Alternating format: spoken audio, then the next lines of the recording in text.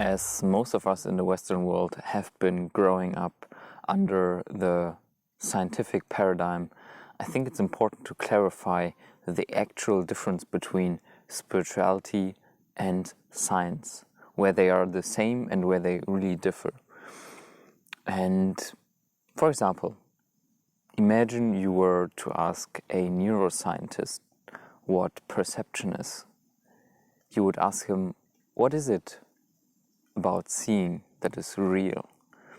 And he would tell you that, oh yeah, that's some information that's coming into your eye, and your brain is creating an internal representation of that information that gets into the eye. So right there you have it. He has the concept of what you are seeing is you. It is the mind that is creating the world. And so he would conceptually understand, if he would be honest, that all of perception, because hearing, smelling, tasting, touching, he would give basically the same answer. He would also say that is an internal representation of the information coming into the senses. And so this internal representation, if he would be honest, he would admit is you. So conceptually he might know what he sees is no different from what he believes himself to be.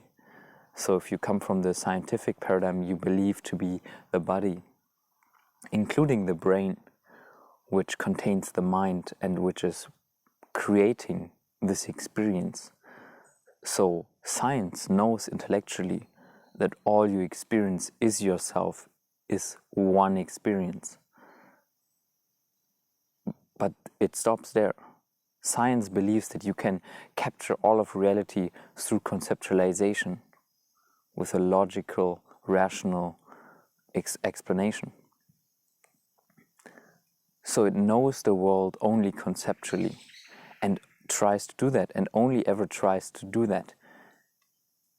It disregards being and experience as a legitimate way of knowing something.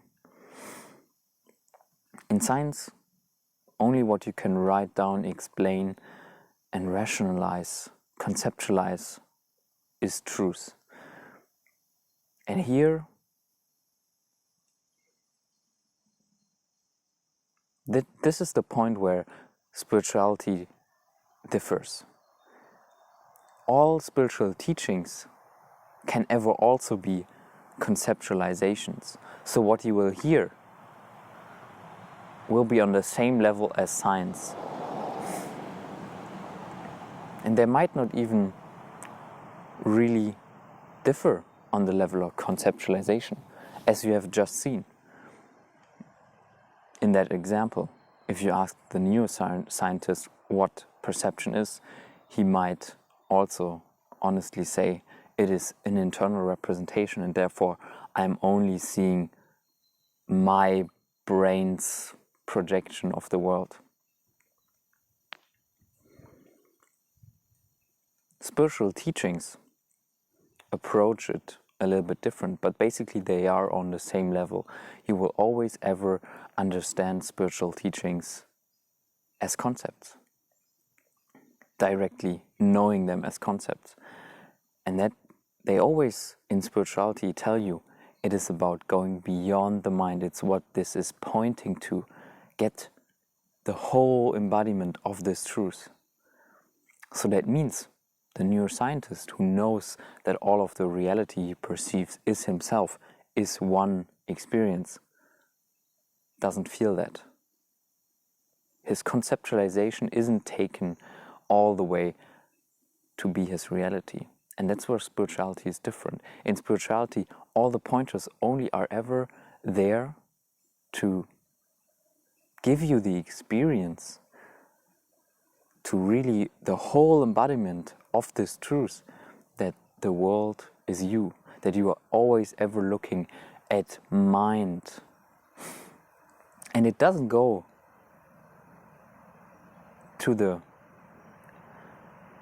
it doesn't have to proclaim, it doesn't have to infer that there is something which you cannot know, which is what science is doing. And that's where it's very tricky, because science is like a religion.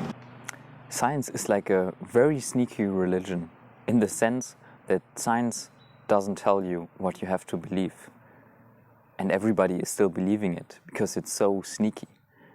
Everybody believes there is material stuff outside of consciousness, that there is matter. When you ask a religious person where he gets his knowledge, he might tell you, yeah, from the Bible or the Quran. And I believe in God or Allah or another God.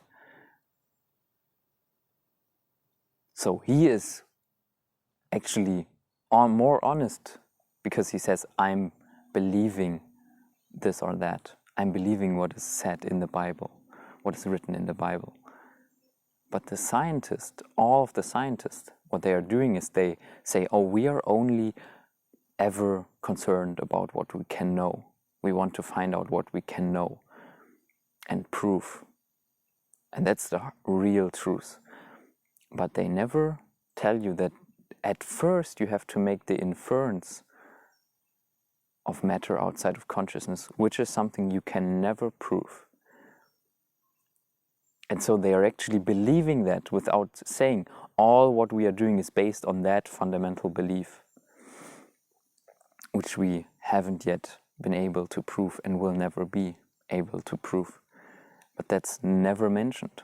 So even the neuroscientist, who actually all what he's studying is pointing him towards that he should be able to actually experience everything as himself, is yet not able to make that leap, because he's so deeply underlying all of his worldview is this belief of materialism, of matter outside of consciousness. So he's not actually making that leap, because his deepest belief is that what he perceives is matter outside of consciousness. And in spirituality, the difference is that you do not have to make this belief. It's saying, look for what is true. What is your experience telling you? Look for that truth in that, because it's the only thing where you can find truth, in experience, in being. And so this spirituality differs from the materialistic scientific paradigm, in the sense that, yes, even though the teachings are also only ever concepts, they are meant for you to go beyond them, to get into the experience, into the being, into the very nature of what it means to embody truth. And that would mean for yourself to realize that all you experience is just the expression of consciousness, the various expressions of this one pure, empty, non-existent consciousness. And there is actually no difference, no difference between the sensory impressions on the most basic level, that is consciousness, and there is no distance between you or anything. That you are greater than that which you experience. You are prior to it. You are greater than it. You transcend time and space. And even all this talking right now, as I said, is only concept. None of that is true. There is no consciousness. It's just a concept to describe what is. But it's not consciousness. You could say it's conscious, but the consciousness also itself isn't something that is somehow hidden. You know, it's not, again, like we are not playing the same game here as materialism, saying that there is somehow matter outside of what we perceive. No, consciousness is not something you only get after years of training meditation, or you have to increase or somehow alter, or no, it's always so, whether you realize it or not. And the only thing you have to discern are your concepts of what you believe to be real and what is real, and then sort them out over time. And this might take some time to get the clarity to perceive it as it is. Hope this was helpful. Thank you for watching and see you in the next video. Bye.